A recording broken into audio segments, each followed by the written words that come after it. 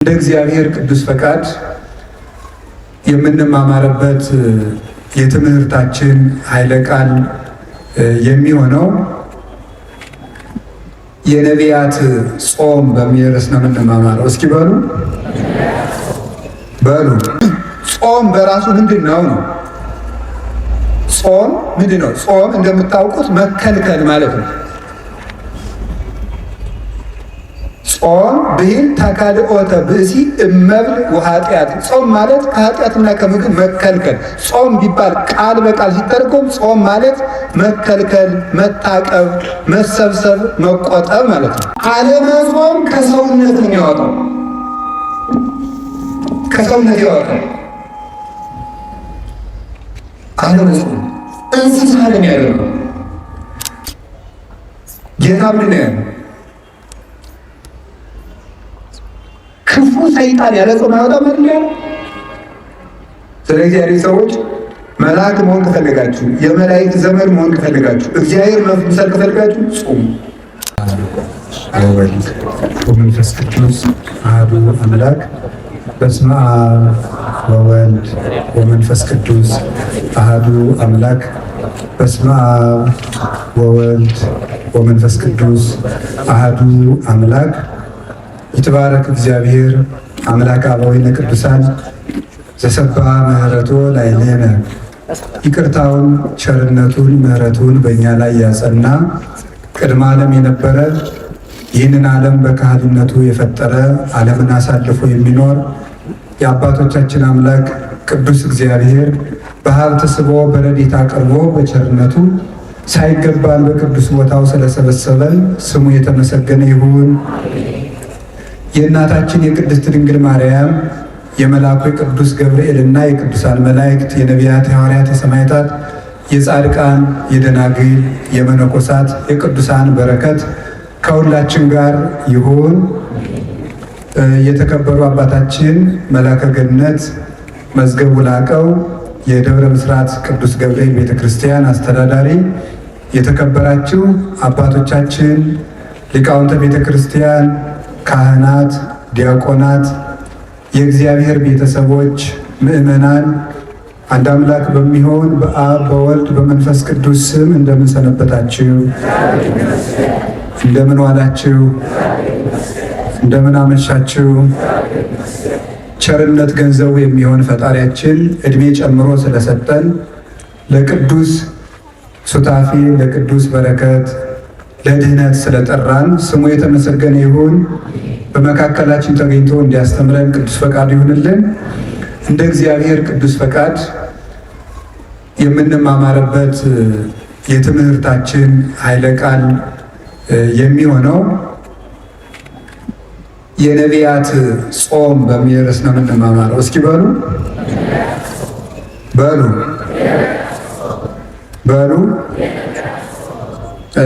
ዛሬ መልአኩ ቅዱስ ገብርኤል ነው። ከኔ ቀደም ብለው የነበሩ መምህራን ስለ ቅዱስ ገብርኤል በዓል አስተምረዋል ብዬ አስባለሁ። ስለዚህ ወቅቱን ጠብቀን ደግሞ ስለ ነቢያት ጾም እንማማራለን ማለት ነው። እግዚአብሔር ልቡናችንን ይክፈትልን። እንግዲህ በቅድስት ቤተክርስቲያን በቅድስት ኦርቶዶክስ ተዋሕዶ ቤተክርስቲያን ከሚጾሙ 7 አጽዋማት መካከል አንዱ አሁን የምንጾመው ጾመ ነቢያት ነው። ታኅሳስ 29 ይፈጸማል። ህዳር 15 ተቀብለነዋል ማለት ነው። እንግዲህ የመማርና የማስተማር ዋና ዓላማው መማር የሚጠቅመው ከግራ መጋባት ለመዳን ነው። መማር መንገድ ማወቅ ነው። ማስተማርም መንገድ ማሳየት ነው። መንገዱን የሚሄድ ሰው መንታ መንገድ ሲገጥመው የሚያሳየው ሰው ፈልጎ ይጨነቃል። የሚያውቅ ሰው ይመጣና በዚህ አድርገህ ብትሄድ አቋርጦ ያደርስሃል፣ ከአውሬ ያድናሃል፣ ከሽፍታ ትድናለህ፣ ካሰብከው ትደርሳለህ፣ በጊዜ ትደርሳለህ፣ እንቅፋት እሾህ አይወጋህም፣ አውሬ አይነክስህም ብሎ የቀና መንገድ ያሳየዋል። እሱም ሳይወድቅ ሳይሰናከል ካሰበው ይደርሳል። የማስተማር ዓላማው ይሄ ነው። እንደምታውቁት ክርስትና መንገድ ነው። ከእግዚአብሔር ተጀምሮ ወደ እግዚአብሔር የሚያደርስ መንገድ ነው። እማበ እግዚአብሔር ይጸንዕ ኅብረቱ ለሰብእ፣ የሰው መንገዱ ከእግዚአብሔር ከተጀመረ ይጸናል ብሏል ቅዱስ ዳዊት። ከእግዚአብሔር ጀምረን ወደ እግዚአብሔር የምንሄደው ነው። ከራሳችን ጀምረን ወደ እግዚአብሔር የምንሄደው አይደለም። ከእግዚአብሔር ተነስተን ወደ እግዚአብሔር መዳረሻ የምናደርገው ጉዞ ነው ክርስትና። ስለዚህ በዚህ ጉዞ ውስጥ ትምህርት በየጊዜው የሚሰጥበት ምክንያት እሾሁን ለማሳየት፣ እንቅፋቱን ለማሳየት፣ ወንዙን ለማሻገር፣ ተራራውን ለመደልደል፣ ጎድጓዳውን ለመሙላት፣ መንገድ ስተን ደግሞ ያሰብነውን ሀገር ስተን ያላሰብነውን እንዳንሄድ፣ ከታቀደልን ሀገር የመንግስተ ሰማያት ጉዞ ጀምረን ወደ ሌላ ሀገር ደግሞ ወደ ሲኦል እንዳንሄድ፣ የሰማይ ጀምረን ወደ ምድር የመንፈስ ጀምረን ወደ ስጋ እንዳንሄድ መንገድም እንዳንስት ጭምር ነው ትምህርት የሚሰጠን። በዚያውም ደግሞ ስንማር እውቀት ብርሃን ነው ይባላል። ታውቃላችሁ፣ እውቀት ብርሃን ነው የሚባልበት ምክንያት በጨለማ ድንጋዩ ሰው ሊመስል ይችላል፣ ሰው ድንጋይ ሊመስል ይችላል። ድንጋዩ ሰው መስሎ ይታያል፣ ሰውም ድንጋይ መስሎ ሊታይ ይችላል በጨለማ። ብርሃን ሲበራ ደግሞ ድንጋዩ ድንጋይነቱ ሰው መስሎን ድንጋዩን አክብረነው ከሆነ ድንጋይ መሆኑን አውቀን የሚገባውን የድንጋይነት ክብር ብቻ እንድንሰጠው፣ ድንጋይ መስሎ የናቅነው ሰው ካልነ ደግሞ ሰውነቱን አውቀን የሰውነት ክብር እንድንሰጠው፣ ባትሪው መብራቱ እሱ ነው የሚጠቅመው። እውቀት ብርሃንነቱ ሳናውቀው ያቃለልነውን ነገር ክብሩን አውቀን አክብረን እንድንጠቀምበት እንድንይዘው፣ ሳናውቅ ክብር የሰጠነውን ነገር ደግሞ ክብሩን አውቀን መናቅ እንድንችል ይሄንን የሚሰጥበት ነው ትምህርት። ስለ ጾመ ነቢያትን ማስተማር ያስፈለገበት ምክንያት አውቀን እንድንጠቀምበት፣ ሳናውቅ ንቀነው ከሆነ አውቀን እንድናከብረው፣ ሳናውቅ ያከበርነውን መብል ጾምን መሻር ደግሞ መናቅ የምንችልበትን እግዚአብሔር የሰጠንን የቃሉን ብርሃን ለመማር ነው ይሄን የምናደርገው። ስለዚህ ጾም፣ የነቢያት ጾም ምንድን ነው? እንግዲህ አሁን በዚህ ዘመን የምንኖርበት ዘመን የካፒታሊዝም ዘመን ነው። ሰውም ደግሞ አይምሮ የሰጥቶ መቀበል መርህ ነው ያለው። ምን አገኛለሁ እያለ ነው የሚኖረው ማለት ነው። ጾም ጾሜ ምን እጠቀማለሁ? ስለዚህ ጥቅሙን ብነግራችሁ በመጣችሁበት መንገድ የምትጠቀሙበትን ነገር፣ በዚህ ዘመን አንድ ነገር ሲያደርግ ሰው ምን ይጠቅመኛል ነው የሚለው። ጭንቅላቱ ሁሉ በመንፈሳዊ ሕይወት እንኳን ሳይቀር የንግድ ሀሳብ ነው ያለው። ጸበሎቹን እንኳን መድበን እንኳን እየጨረስናቸው ነው። የእንትና ጸበል ለእንትን ይጠቅማል፣ የእንትና ጸበል ደግሞ ለእንትን ጥሩ ነው እያለ እና ምንድነው ለሆነ ነገር ምን ይጠቅመኛል የምንለው። እኔ ግን ማሳያችሁ መንፈሳዊ ጥቅሞቹን እንድናውቀው ነው። እንደዚህ ካል እንግዲህ ጾመ ነቢያትን ከማንሳቴ በፊት ጾም በራሱ ምንድን ነው ነው? ጾም ምንድን ነው? ጾም እንደምታውቁት መከልከል ማለት ነው። ጾም ብሂል ተካልኦተ ብእሲ እመብል ወኃጢአት። ጾም ማለት ከኃጢአትና ከምግብ መከልከል። ጾም ቢባል ቃል በቃል ሲተረጎም ጾም ማለት መከልከል፣ መታቀብ፣ መሰብሰብ፣ መቆጠብ ማለት ነው። መከልከል፣ መታቀብ፣ መቆጠብ፣ መሰብሰብ ነው ጾም ማለት። ይሄ ቃል በቃል ሲፈታ ቃል በቃል ጾም የሚለው ግሱ ዝም ብሎ ሲፈታ ቃሉ እንዲህ ይፈታል። መንፈሳዊ ትርጉም ሲሆን ደግሞ ከኃጢአት ከምግብ በታወቀ ጊዜ፣ በጊዜው ውቅ በታወቀ በተለካ በተሰፈረ ጊዜ ከመብልና ከኃጢአት መከልከል ጾም ይባላል። ለምንድን ነው ጾም የምንጾመው ነው? ጾም የሰው ልጅ የተፈጠረለት ዓላማ ነው። ይገርማችኋል የእግዚአብሔር ሰዎች፣ ሰው የተፈጠረው ለመብልን አይደለም፣ የተፈጠረው ለጾም ነው።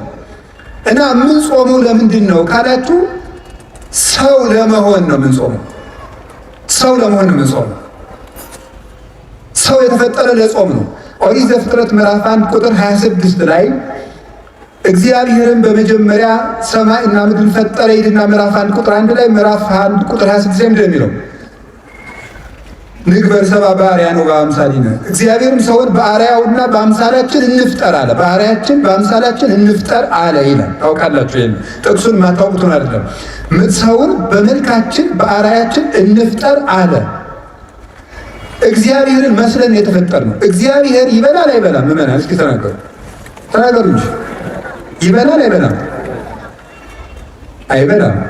እናንተ ዝም ብትሉ እኔ እመሰክርለታለሁ። ይበላል አይበላም? አይበላም። ሰው ደግሞ በማን መልክ ነው የተፈጠረው? በእግዚአብሔር መልክ ነው የተፈጠረው። ስለዚህ እግዚአብሔር አትብሉ የሚለን እግዚአብሔር እንደዚህ እንደ ክፉ ዳኛ እንዲህ አታርግ እንዲህ አርግ ብሎ አለቅነቱን ለማሳወቅ አምላክነቱን ለማሳወቅ እኛን መግዛቱን ለማሳወቅ አይደለም እንደዚያ የሚለን። እንደዚያ የሚለን ሰው በእግዚአብሔር አምሳል ስለተፈጠረ እግዚአብሔር ደግሞ የማይበላ የማይጠጣ ዘላለማዊ ሕያው ከምግብ ውጭ የሆነ በዘላለማዊ ባህሪ የሚኖር ስለሆነ ያንን በሱታፊ አምላክ በጸጋ እሱ በባህሪው ሕያው የሆነበትን መልክ ለኛ ስለሰጠን እግዚአብሔር በክብሩ የማይበላ እንደሆነ የሰው ልጅ ሲጾም የእግዚአብሔርን ክብር ይሳተፋል እና ምን ይሆናል? የሰው ክብሩ እግዚአብሔርን መምሰል ነው። አለመብላት እግዚአብሔርን መምሰል። እግዚአብሔር አይበላም፣ እግዚአብሔር አይጠጣም። እግዚአብሔርን ሰው በእግዚአብሔር ማምሳል የተፈጠረ ሲባል እግዚአብሔር መምሰል ማለት ፍቹ ብቻ ነው አላልኩም። በጣም ብዙ ትርጉም ያለው ሊቃውንቱ ያመሰጠሩበት እነ ቅዱስ ጎርጎርዮስ ዘንዚናዙ፣ እነ ቅዱስ ጎርጎርዮስ ዘኑሲስ ሊቃውንት አባቶች በሙሉ የተራቀቁበት ሐሳብ ነው። ሰው በእግዚአብሔር አምሳል ተፈጠረ። ሌላ ብዙ ትርጉም አለው። በጊዜው ከሌሎች መምህራንም ትማሩታላችሁ፣ ታነቡታላችሁ። እያልኩ ያለሁት ሰው በእግዚአብሔር አምሳል ተፈጠረ ሲባል አንዱ እግዚአብሔር አይበላም አይጠጣም። ሰው ሲጾም እግዚአብሔርን ይመስላል። ስለዚህ መጾም እግዚአብሔርን የሚያስመስል የሰው ልጅ ክብር ነው ማለት ነው። ሰው ጾምን እየሻረ መብላት ሲጀምር እግዚአብሔርን መምሰሉን ነው እየተው የሚመጣው። አያችሁ እንዴት መዋረድ እንደሆነ። አለመብላት አለመጾም እግዚአብሔርን ከምንመስልበት መልክ ዝቅ ማለት ነው። ከዚህ በላይ ደግሞ ውርደት የለም። እግዚአብሔርን ከመምሰል በላይ ውርደት እግዚአብሔር የሰጠን የመጨረሻ ክብር ነው። ይገርማችኋል፣ መጨረሻ ላይ እኮ ከሞት ተለይተን ተነስተን የማንበላ ነው የምንሆነው። ስንበላ ኑረን እንኳን ወደ አለመብላት ነው የምንሄደው። ስለዚህ ጾም መጀመሪያ እግዚአብሔርን መስለን የተፈጠረበት ዓላማ ነው። መጨረሻ ላይ ጥቂት እየጾም ጾሙን እየጨመር መሀል ላይ ምግብ እየበላን እንቆይና መጨረሻ ላይ ወደማንበላበት እግዚአብሔርን ወደምንመስልበት መልክ እንሄዳለን። በሰማይ እያወስው ወይቷሰው አላ ከመ መላእክት እግዚአብሔር ይነብሩ። በሰማይ አይበሉም አይጠጡም አያገቡም አይጋቡም፣ እንደ ሰማይ መላእክት ይኖራሉ። ምግብ ያልፍና አለመመገብ ይቀጥላል። የሚመገበው ባህሪያችን ይታደስና ባለመመገብ ኃይል መኖር ይጀምራል። ስለዚህ ልብ በሉ፣ መጀመሪያም የተፈጠርንበት መልካችን ነው። መጨረሻ የምንገባበት መልካችን ምግብን ትቶ መኖር ነው። እስመ ከርስ ለመብል ወመብልዕ ለከርስ ወእግዚአብሔር ይስዕሮሙ ለክልኤሆሙ። መብል ለሆድ ነው፣ ሆድም ለመብል ነው። እግዚአብሔር ሁሉንም ያሳልፋቸዋል። ባለመኖር ባለማለፍ የሚኖረው ጾም እግዚአብሔርን ያስመስላል፣ መላእክትን ያስመስላል። መላእክት አይበሉም አይጠጡም። ሰው የሰማይ መላእክት ባልንጀራ ነው። መላእክትን የሚያስመስለን ሕይወት አለመብላት ነው። ይገርማችኋል። ሰው የእግዚአብሔር ሰዎች በጣም ሰው ልዩ ፍጡር ነው። እንደ ሰው ያለ አስደናቂ ፍጡር የለም። ሶስት ነገሮችን አካቶ የተፈጠረ ነው። ሰው መልአክ ነው። ሰው ነው። ሰው እንስሳ ነው። የነዳሩንን እንስሳ አይደለም ያልኩት።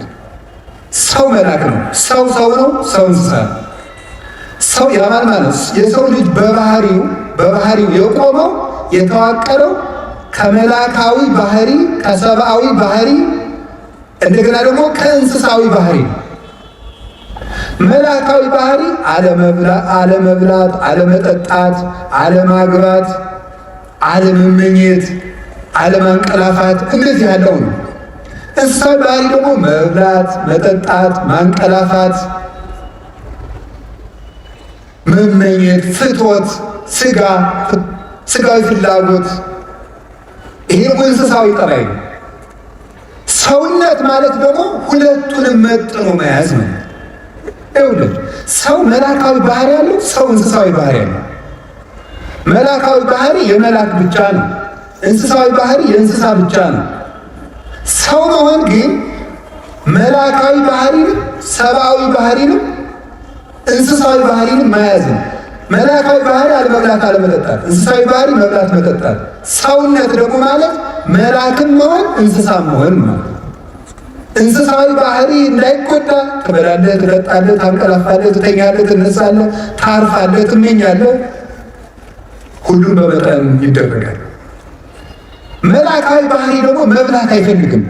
ሰው ሁለት የሚጎዱ ባህሪያት ነው ያሉት።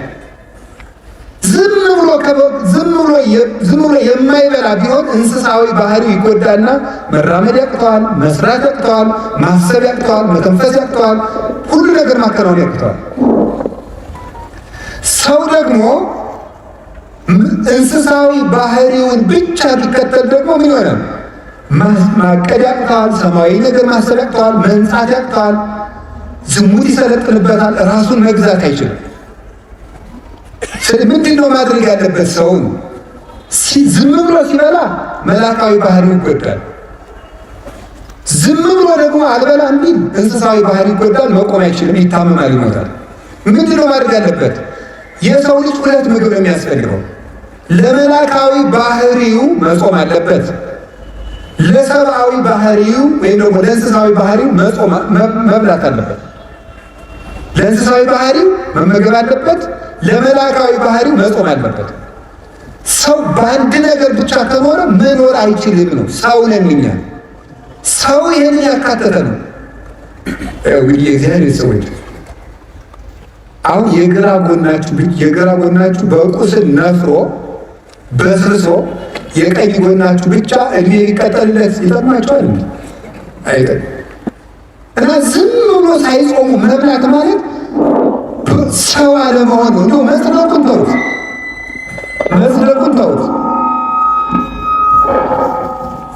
መጽደቁን መንግሥተ ሰማያት መግባቱ ጽድቅና ኩነኔ ገሃነምና መንግሥተ ሰማያትን ተውት።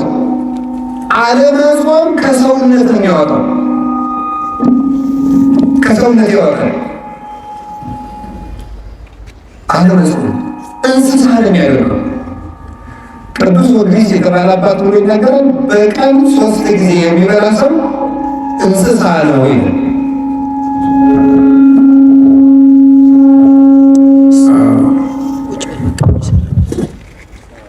በቀን 3 ጊዜ የሚበላ ሰው እንስሳ ነው። በቀን 2 ጊዜ የሚበላ ሰው ሰው ነው። በቀን 1 ጊዜ የሚበላ ሰው ደግሞ መልአክ ነው ይላል። ይኸው እግዚአብሔር ሰዎች አሁን ሰው መብልን እየቀነሰ ሲሄድ መልአካዊ ባህሪው ነው የሚሰለጥነው። የሚያቅደው ነገር የሚያምር ሰው የማይጎዳ ሀገር የሚጠቅም ራሱን የሚያሳድግ አይምሮ ሁሉ ደብዛዛ አይደለም፣ ስል ነው፣ የተሳለ ነው። አሁን ይገርማል። ሰው ማሰብ ስላቆመ ክሪቲካል ቲንኪንግ ስልጠና ይባላል። ምን ያስባል? 24 ሰዓት እየበለ ሰጥሟል እኮ። እንዴት አድርጎ ያስብ? አሁን ማሰብ አቁመን እኮ ነው ራሱ እየተበላደለ ነው። እንድናስብ ራሱ መጾም አለብን። አይምሯችን እየበላ ማሰብ አይችልም ነው የምላችሁ። የእውነቴን ነው። ሐኪምም ካለ እዚህ መጥቶ መከራከር ይችላል። ሰው እየበላ ቁጭ የሚል ከሆነ ማሰብ አይችልም። ደሙ ያለ መጠን ይመላል። የደም ዝውውር የሞቀ ነው። እንደዚያ ባለ ቁጥር ደግሞ ዝሙት ይሰለጥንበታል። የሚያስበው ምኞቱ ብቻ ነው። ትክክለኛ ሀሳብ ማሰብ አይችልም። እንዲህ በደፈረሰ ውሃ ፊትን ማየት ይቻላል? አይቻልም። ውሃው እኮ ሲጠራ ነው።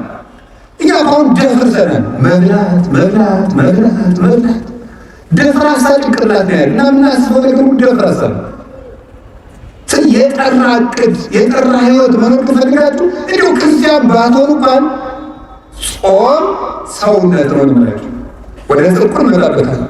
ጾም ሰውነት ነው። ወደ ጽድቁ ቅድም ነግሬያችኋለሁ። እግዚአብሔር የሚያስመስል ጾም ሰውነት ነው።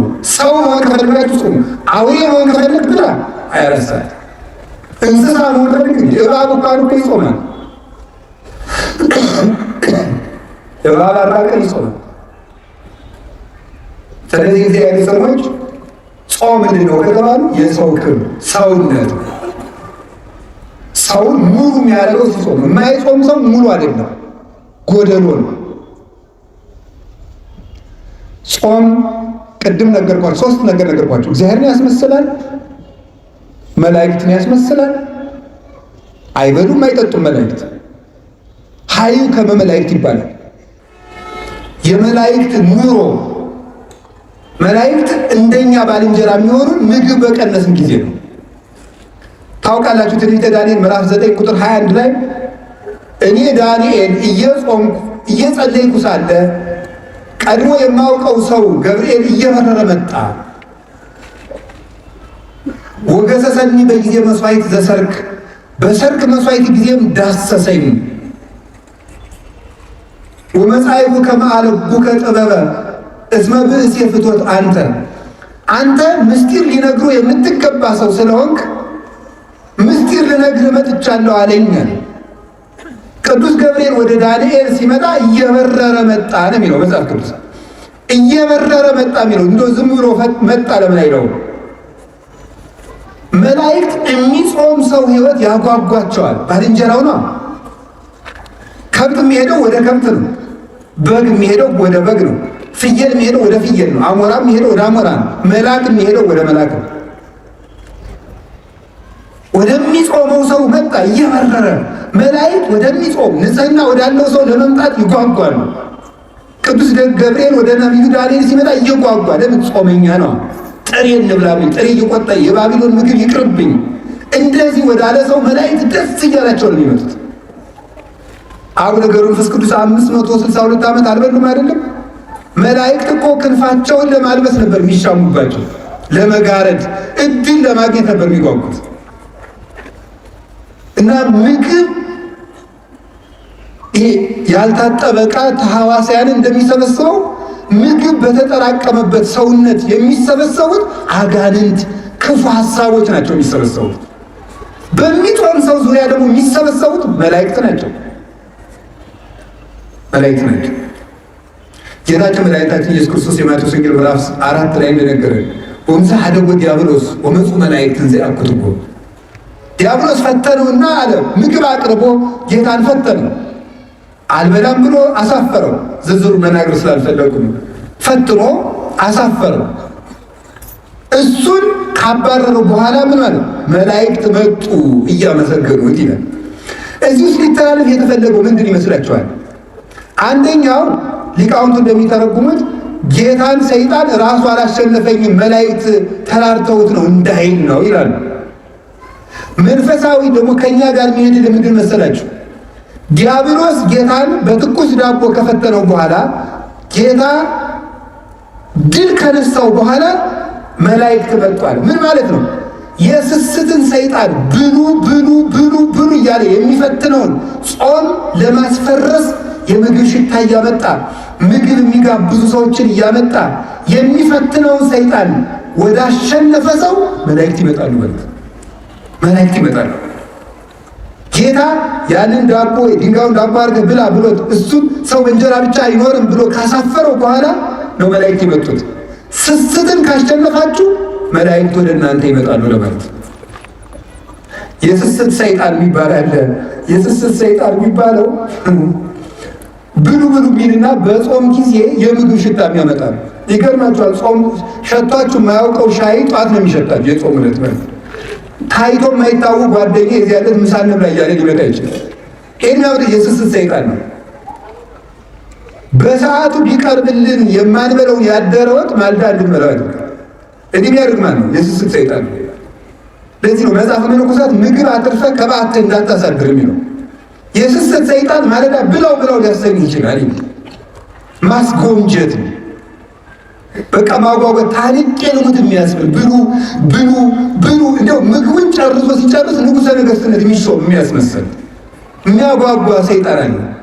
ያንን ካሸነፋችሁ የመላእክት ዘመዶች ትሆናላችሁ። ከዚያሳ ዳንኤል ጾመ፣ ቅዱስ ገብርኤል መጣ። ምን አለ? ዳሰሰኝ ከንፈሬን አለ። ምን አድርግ? ጥበብ ገለጸልኝ። የ490 ዓመት ማኅተም ተረጎመለት፣ ትንቢት ተረጎመለት፣ ምስጢር ነገረው፣ ልብ ሰጠው። አሁን ልብ ያጣነው ጾም ዳንኤል ጾመና ዳንኤል ነቢዩ ምንድን ያለው? ቅዱስ ገብርኤል ለዳንኤል ምንድን ያለው? መጻእኩ ከመ አለብከ ወእዜኑከ ጥበበ፣ ጥበብ ልነግርህ ልብ ልሰጥህ ማስተዋል ልነግርህ መጥቻለሁ። አሁን የምንዘነጋ መጽሐፍ እየተመለከትን እንቅልፋችን የሚመጣ ማስተዋል የማንችል የተሰበክነው ስብከት እዚሁ እንደ ቆሎ ረግፎ የሚቀር እቤታችን አንጠልጥለነው እንዳለ የሚያደርግ ምንድን ነው? ስለማንጾም። ስንፍና፣ እንቅልፋብነት የምን ውጤት ነው? ያለ መጾም ውጤት። እንግዲህ መጾም ሰውን እግዚአብሔር ያስመስላል። መጾም ሰውን ሰው ያደርገዋል። መጾም ሰውን መልአክ ያደርገዋል። መጾም ሰውን የመላእክት ጓደኛ ያደርገዋል፣ ባልንጀራ ያደርገዋል፣ ያዛምደዋል። መላእክት ደስ እያላቸው ይመጣል ወደሚጾም ሰው። ጌታ ምንድን ነው ያለው? ክፉ ሰይጣን ያለ ጾም አያወጣም አይደል ያለው? ስለዚህ ያሬ ሰዎች መልአክ መሆን ከፈለጋችሁ፣ የመላእክት ዘመድ መሆን ከፈለጋችሁ፣ እግዚአብሔር መምሰል ከፈለጋችሁ ጾሙ። የነቢያት ጾም ደግሞ አባቶቻችን በረከት ተቀብለውበታል። አንደኛ ተመልከቱ፣ የነቢያት ጾም የሚጀምረው ከሙሴ ነው። ሙሴ 40 ቀን ጾሟል። 40 ቀን ሲጾም ምንድን ነው ያደረገው? ሲጾም 40 ቀን እየጾመ ከእግዚአብሔር ጋር ቃል በቃል ተነጋገረ ይላል። 570 ጊዜ ጾም ከእግዚአብሔር ጋር የመነጋገር ባለሟልነት የሚያሰጥ ነው። እግዚአብሔርን ማነጋገር ደግሞ ቀላል ነገር ይመስላችኋል? አንድ ትልቅ ሰው እንኳን ያነጋግራችሁ ቀጠሮ ሲይዝላችሁ እንዴት ነው ደስ የሚላችሁ? እግዚአብሔርን ቃል በቃል እንደ ጓደኛ 570 ቃላትን እንዲነጋገር ያደርገው ነው ጾም። ጾም ምን ይጠቅማል ብትሉ ይሄ የነቢያት ጾም፣ አሁን ኅዳር ጾም የምንለው ምን ጾመው ከእግዚአብሔር ጋር የሚያነጋግር ጾም ነው።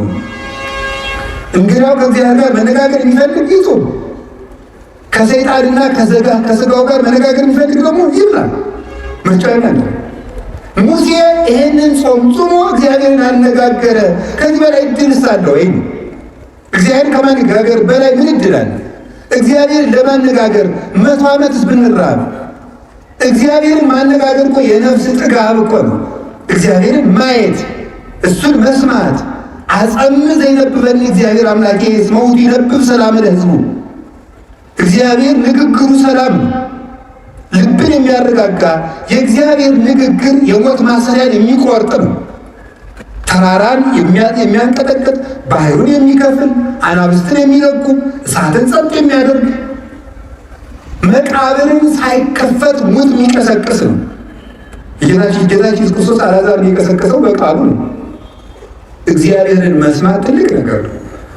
እንግዲህ እግዚአብሔርን መስማት ከፈለጋችሁ ጾሙ እስከ 9 ሰዓት። ሰዓቱ ይቀነስልን። መብራት ኃይል ልትከፍሉ 6 ሰዓት ወረፋ የምትይዙት ይቀነስ በሉና እስኪ ይቀንስላችኋል። አይ ወረፋው ረዝሟል ብላችሁ እስኪ አይ ወረፋው በዛ አልከፍልም ብትሉ ምን ይሆናል? እኔ አላውቅም የሚሆነው ከተማ ስለማን ነው። ሳስበው ግን የሚሳካ አይመስለኝም። ወረፋው ረዝሟል እስኪ ይቀነስ ወደ ነው ምን ይደረጋል? ኑሮ አይደል እያላችሁ ነው የምትሰለሱ። እና ይሄም ኑሮ ነው እንግዲህ ኑሮ ነው። እስከ 9 ሰዓት ሰልፍ በሉ እግዚአብሔርን ለማግኘት እንዲሁ ለምን ቀኑ ሙሉ አንራብ? አሁን ሸክም አይደለም እግዚአብሔር ሸክም እያከበደብን። አሁን ብዙ ሰው የሚመስለው ከኢትዮጵያ ኦርቶዶክስ ተዋሕዶ ቤተክርስቲያን ውጭ የሆነ ሰው የሚያስበው ምንድን ነው? እግዚአብሔር ኦርቶዶክስ ሸክም እየጫን የለም፣ ሸክም እያቀለለችልን ነው። እግዚአብሔር ምሰል ተው፣ መብላት እንስሳዊነት ነው። ስትጾም እግዚአብሔር ነው የምትመስለው። ከፍ የምታረግ ቤተክርስቲያን እኮ ነው። እንስሳ ከመምሰል መልአክ ወደ መምሰል እግዚአብሔር ወደ መምሰል ማሳደግ እኮ ነው። ሰውነትን ከፍ ማድረግ ነው። የሰው ልጅን ባህሪ የሚያከብር ነገር እኮ ነው። እዚህ እግዚአብሔር ሰዎች ከፍጥረት ሁሉ የከበረ ማን ነው? ሰው። በሉ ከሰውና ከጅብ በሆድ ማን ይበልጣል?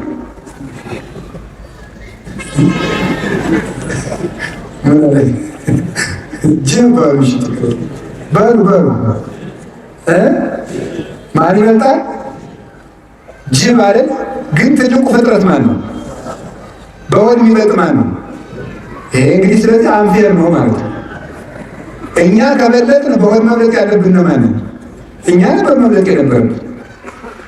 የከበረ ፍጥረታችሁ እናንተ ናችሁ ብሎ ከጅብ ያነስን ከበላን ተበድለናል ማለት ነው። መብታችን እግራ ምንድን ነው ካላችሁ የሰው ክብሩ ምግብ አይደለም ማለት ነው። ትልቁ ፍጥረት ትንሽ ይበላል፣ ያነሰው ፍጥረት ትልቅ ይበላል። ለምን? ትልቁ ፍጥረት ትንሽ የሚበላበት ምክንያት የሰው ክብሩ ምግብ ስላልሆነ። አሳማ ብዙ ይበላል። አሳማን ግዛ ተብሎ የተፈጠረ የሰው ልጅ ግን ትንሽ ይበላል። አህያ ብዙ ይበላል። አህያን የሚነዳት የሰው ልጅ ግን ትንሽ ይበላል። አንድ አቅማዷ ፉርሽካ የበላችውን አህያ ግማሽ እንጀራ የበላ ሰውዬ ነው የሚነዳት። አየው ወደ አቀብር ጌታ ወድ ያስነዳል እንደ አህያ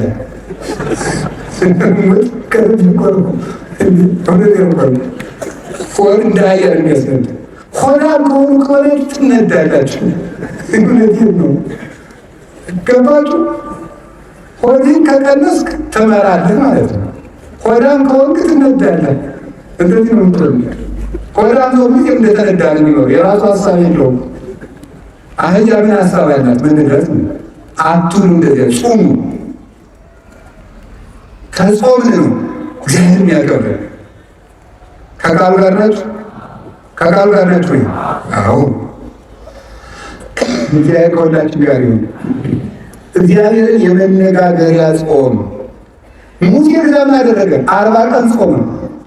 ከግንባሩ ላይ ብርሃን ሳለበት እግዚአብሔር የእግዚአብሔር ብርሃን እንዲሳልብህ የሚያደርግ ጾም ነው ጾም። የእግዚአብሔር ብርሃን ያንን ብርሃን ከመልበስ በላይ ምን አለ? ያ ብርሃን ባለበት ደግሞ ሙሴ ጀምሮ ለብርሃን ውስጥ ተጽመት ጨለማን ከብርሃን ጋር አንድ የሚያደርገው ማን ነው አለ ቅዱስ ጳውሎስ። እንግዲህ ተመልከቱ፣ ስንጾም የእግዚአብሔር ብርሃን በእኛ ላይ ይሳላል። የእግዚአብሔር ብርሃን በእኛ ላይ ሲሳል ደግሞ ጨለማው ዲያብሎስ ከኛ ጋር ህብረት የለውም። ቤታችን መበጥበጥ አይችልም። አይምሯችን መበጥበጥ አይችልም። ለምን? ብርሃን ለብሰናል። ሙሴ ብርሃን ለብሶ ሲመጣ ታች የነበሩት ጣዖታት ተሰባበሩ። የሚጾም ሰው የሐሰት አማልክትን ይሰብራል፣ አጋንንት። ብርሃን መልበስ ከፈለጋችሁ ጾሙ፣ መጨለም ከፈለጋችሁ ብሉ። የሚጾም ሰው የብርሃን ልጅ ነው። ሙሴ ጾመና ምን አደረገ? ከእግዚአብሔር በ10 ጣቶቹ የተጻፈ ምን ሰጠው? ታቦት። አስደናቂ ነው እኮ፣ ገርሞ እኮ አለን። እንዴ እግዚአብሔር የጻፈውን መጽሐፍ ተቀበለ። ቀለል ያለ ምስረት እናንተ እኮ ከዘፋኝ ስታስፈርሙ አይደል የሚያወቃችሁ? ዘፋኙን ፈርምልኝ ስትላሉ እግዚአብሔር የጻፈው ደብዳቤ ግር እኮ ነው የሚያደርገው። ከእግዚአብሔር መልእክት እንዲሰጣችሁ ከፈለጋችሁ ጾሙ። ደግሞ ሽልማት የሌለው ጾም የለም። እኔ በዚህ እርግጠኛ ነኝ። ሽልማት የሌለው ጾም የለም። የጾሙ መጨረሻ ላይ ሽልማት አላችሁ። ሽልማቱ ግን እናንተ በሚገባችሁ በማይገባችሁ መንገድ ሊሆን ይችላል። ያን ማስተዋል ማስተዋይነት ይፈልጋል። ከእግዚአብሔር ስጦታ እግዚአብሔር ምንድን ነው የሚለው? ለሙሴ በእጁ ጽፎ ሰጠው አይደል? ዛሬ ስለኛ ወበከመ ይጻፍ መጽሐፍ በቀለም ከማሁ ይጻፍ ልቡናነ በመንፈስ ቅዱስ። መጽሐፍ በቀለም እንደሚጻፈው ልባችን ምን ይላል? በመንፈስ ቅዱስ እጅነት ይጻፋል። ቅዱስ ዮሐንስ አፈወርቅ በመንፈስ ቅዱስ እጅነት ይጻፋል። ዛሬ እግዚአብሔር ልባችን እንዲጽፍበት እንዲቀርጽበት፣ እነዚያ ቡሩካት እጆቹ ሰማይን አንጠልጥለው ያጸኑ ምድርና ሰማያትን ሁሉ የባረኩ እነዚያ የተባረኩ የእግዚአብሔር እጆች ቡሩክ እጅ ያጅ በልባችን እንዲጽፍ ከፈለጋችሁ ስጦታ፣ ጥበብ፣ እውቀት በህሊናችን ሰሌዳ እንዲጻፍ ከፈለጋችሁ ጹሙ። መደንቆር ከፈለጋችሁ ብሉ። ከቃሉ ጋር ይህን ያጾም ይህን ጾም ነው የምንጾም። የሙሴ ጾም ማለታቸው ይህን ጾም ኤልያስ ጾሞታል። ሁለተኛ ነገሥት አንደኛ ነገሥት ምዕራፍ 19 ቁጥር 7 ላይ ታገኙታላችሁ። ነቢዩ ኤልያስ ከኤልዛቤል ተሰዶ ሲሄድ መልአኩ አመጣና ተበሳጭቶ ውስጡ እንዲሁ ከዚህ ሁሉ መከራ ግደለኝ አለ ይላል። ግን ኤልያስ ሞት ፈርቶ ሳይሆን ሰማዕትነትን ስጠኝ ማለት ነው ይላል ቴዎዶሲዎስ የሚባል ሊቀ ሃይማኖት አበው ላይ ሲተረጉም። እባክህ ሰማዕትነትን አትንፈግ ሲለው እንጂ ኤልያስ ተናዶ አይደለም፣ ፈርቶ አይደለም። የእግዚአብሔር ይላል ዛፍ ስር ተኛ ይላል። ከተኛበት መልአኩ ቀስቅሶ ብላ አበላው።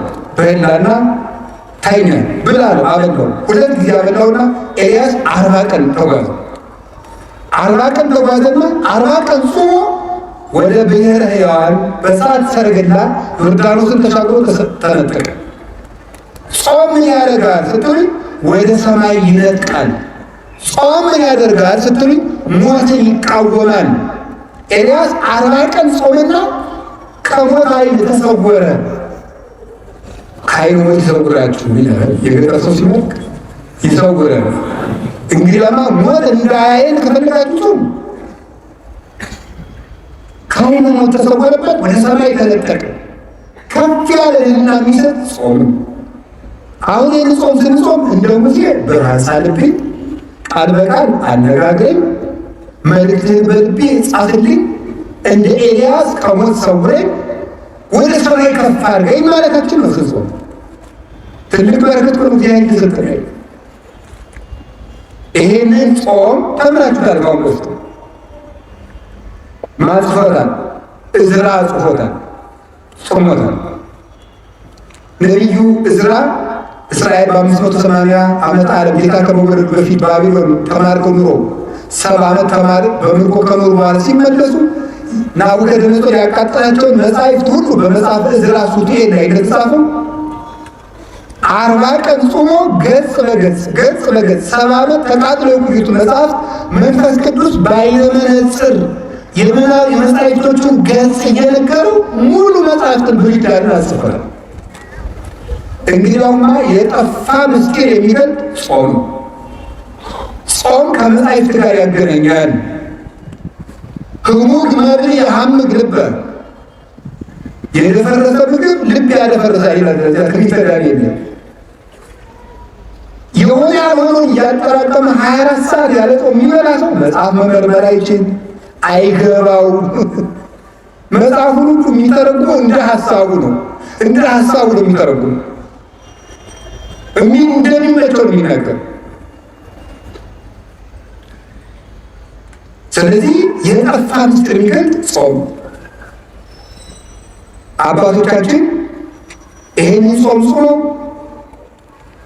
ብዙ በረከት አግኝተውበታል። ሞትን ተቃውመዋል። አስቴር ይሄንን ጾም ጾማለች 3 ቀን። አስቴር 3 ቀን በመጾም ያገኘችው ምንድን ነው? በ127 ሀገሮች በሙሉ ተበትነው የነበሩ የሞት ደብዳቤ የተጻፈባቸውን ወገኖቿን ከሞት አድናለች። 3 ቀን ጾማ እግዚአብሔር ለምና በ3 ቀን ጾም የአንድ ሀገር ሕዝብ ሊጠፋ ሲል ሰይፍ ያስመለሰ ጾም ነበር 3 ቀን። አሁን ከህዳር 15 እስከ ታኅሳስ 9 44 ቀን ነው የምንጾመው። 3ቱ ቀን ጾመ አስቴር ነው። 40 የሙሴ ኤልያስ የነቢያት ነው። 3ቱ ቀን ምን ያደረገችበት ነው? በ3 ቀን ጾም የሀገር ሞት አስቀርታለች። እኛም ይህን ጾም ስንጾም በሀገር የሚመጣ ሰይፍ ይመለሳል። ደም እናደርቃለን። ስንጾም በሚገባው ታርቀን ይቅርታ ይዘን በተሰበረን በጾም ሰይፍ ይመለሳል። የሀገር ሰላም ይመጣል። ወገን እንዳይጠፋ እናደርጋለን። ይሄ ጾም ምን ያደርጋል? የአስቴር ጾም ምን ያደርጋል? በንጉሱ ፊት ግርማ ሞገስ ሰጣል። የአሕዛብ ሚስቶች ባሎቻቸው ሳይጠሯቸው ከመጡ ይገደላል። 3 ቀን ጾመችና እግዚአብሔር ወይ ግርማ ሞገስ ስጠኝ አለችና ንጉሱ ሳይጠራት ከንጉሱ ቤት ሄደች። በደስታ ነገራት።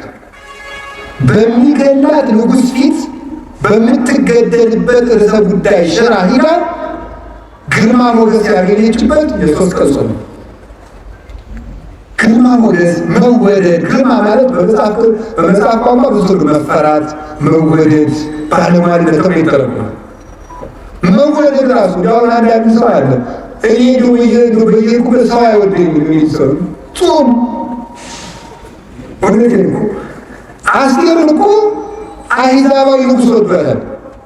እንደው በየሄድኩበት አይወደኝም፣ መስሪያ ቤት ስሄድ አልወደድም፣ በየሄድኩበት በር ይዘጋብኛል። ጾም አዛኝ ክርድ ከጾማችሁ ሰው ይወዳችኋል። ከጾማችሁ መልአክ አለላችሁ። ያ መልአክ የንጉሡን ልብ ያራራዋል፣ ይነዳዋል፣ እንደ ሞላው እንደ ኤርትራ ባህር ይከፍለዋል ልቡ። እናንተ በዚያ መሃል ሰንጥቃችሁ ትቸገራላችሁ። መወደድ ይሰጣል እግዚአብሔር። በጾም መወደድ ይገኛል። ግን መወደድ፣ መታፈር፣ መከበር ጭብጥ የማታከሉ ሰዎች ናችሁ። እንደ ሺህ ትፈራላችሁ ስትጾሙ ነው። አቡነ ሐራ ድንግል ኢትዮጵያዊ ጻድቅ ሲጾሙ እየኖሩ በቀን የሚመገቡት አንድ ኮል ምንድነው እንኳን ነው የሚመገቡት። አንድ ወይስ በእናንተ ቋንቋ አንድ አፕል በሉ፣ ችግር የለም። አፕል እኮ እንደ አፕል አይጣፍጥም። አንድ ፍሬ ነው የሚበሉት። በዘመኑ የነበረው ንጉሥ ሱስንዮስ በሃይማኖት ስለተለያዩ ነገር ተሰርቶባቸው ሊገላቸው ፈለጋቸው። አስጠርቶ ጎንደር ወሰዳቸውና ለምንድን ነው የማትጾም? ማነው ለምንድን ነው እኔ የምትቃወም ሊል ነው የጠራቸው። ሂደው ግን ከቤተ መንግስት ሲቆሙ ለምን ጠራይ ሲሉት እንዲሁ እንድትባርከኝና ሰላም ልልገው ብሎ ይሰድላቸው።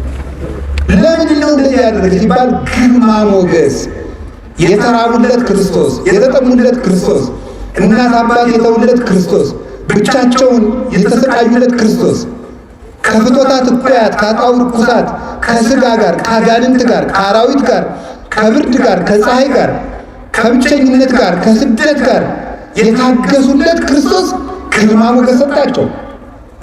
እናንተ ተከሳችሁ በሄዳችሁ ጊዜ እናንተ የምትናገሩ አይምሰላችሁ፣ የሰማይ አባታችሁ መንፈስ በእናንተ ላይ ይናገራል ያለው ተፈጸመላቸው። ወመምህር ዘይትቃወም ለነ የሚከራከርልን መምህራችን ክርስቶስ ነው የተባሉት አንደበት ይሆንልን። ዝግ የሆነ አንደበታችሁ በተከሰሳችሁበት እየሰረቃችሁ ተከሰሱ አላልኩም። በምትገደሉበት አፍ ስም ግርማ የሚሰጥ ጾም የሚንበለበል ሰይፍ የሚመልስ ምንድን ነው? ጾም ነው። እንደዚህ ብቻ አይደለም። የሁል ጊዜ ስቃይ አውሬ የሆነው ሐማ የተገደለው በአስቴር ጾም ነው። ይገርማል። ጾም ማለት ያለ ሰይፍ የሚዋጉበት ረቂቅ የብርሃን ሰይፍ ነው። አስቴር ወገኖቿን የሚጨርሰው ሐማን ለመጋደል ሰይፍ አልታጠቀችም፣ ጾመች።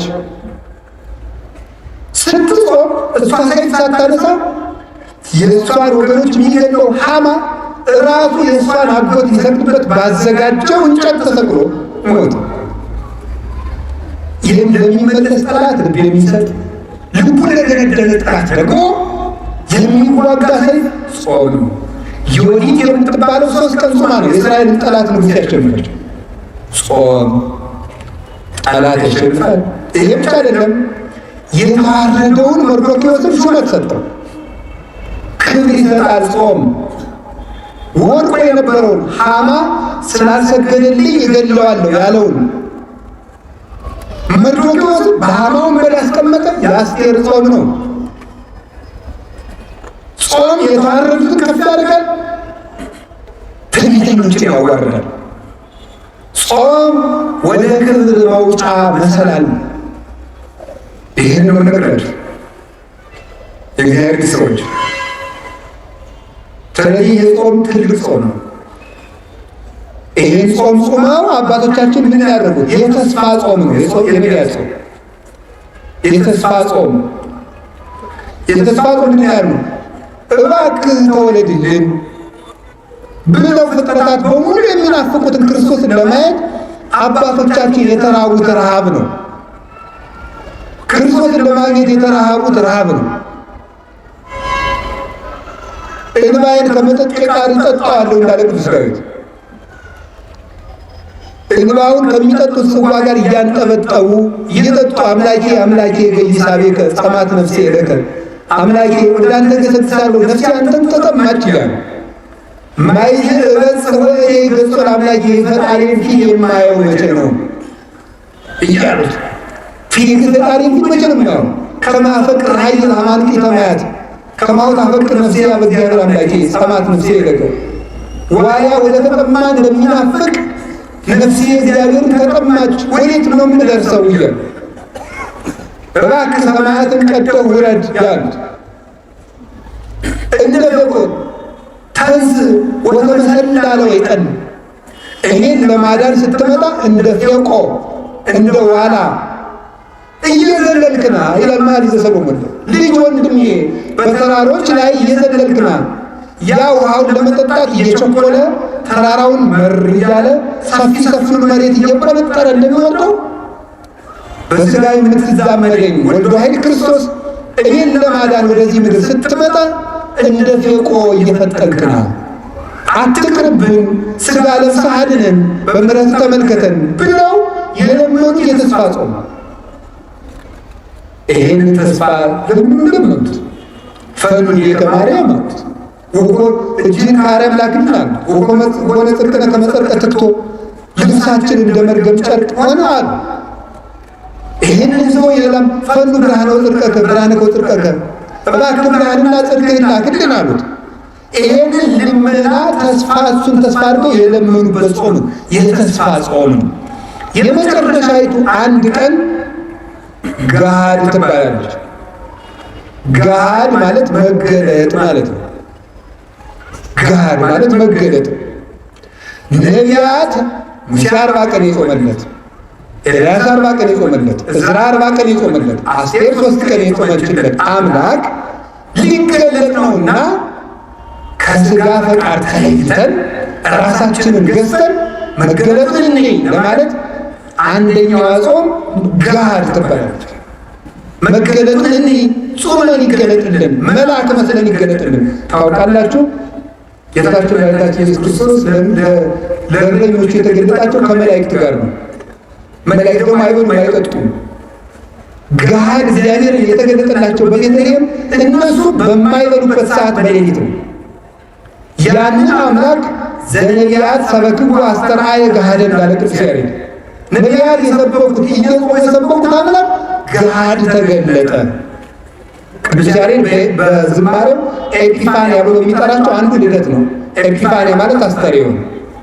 29 ኤጲፋንያ ይባላል፣ 10 ኤጲፋንያ ይባላል፣ 11 ኤጲፋንያ ይባላል፣ 12 ኤጲፋንያ ይባላል፣ 13 ኤጲፋንያ ይባላል። 5 ኤጲፋንያ ነው የሚሰራው። ኤጲፋንያ ማለት መገለጥ አስተርእዮ ነው።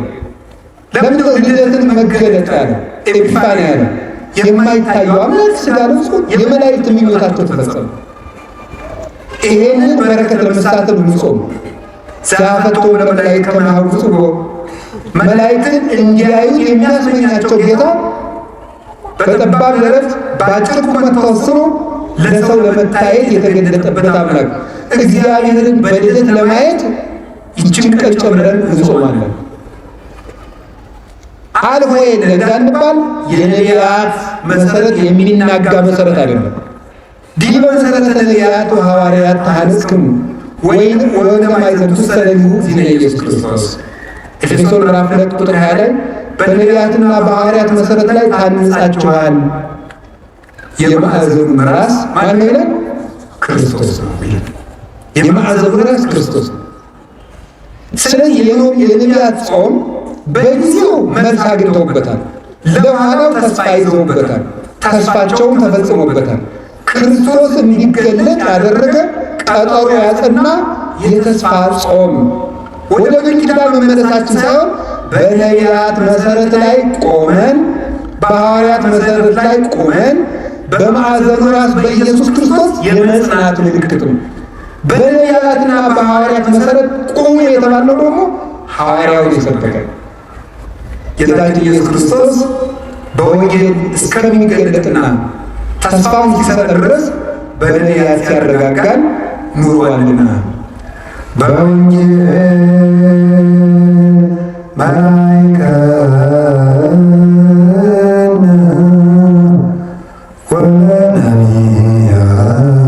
ወነቢያት ናዘዝክነ ዘላሊከ አቅረብከው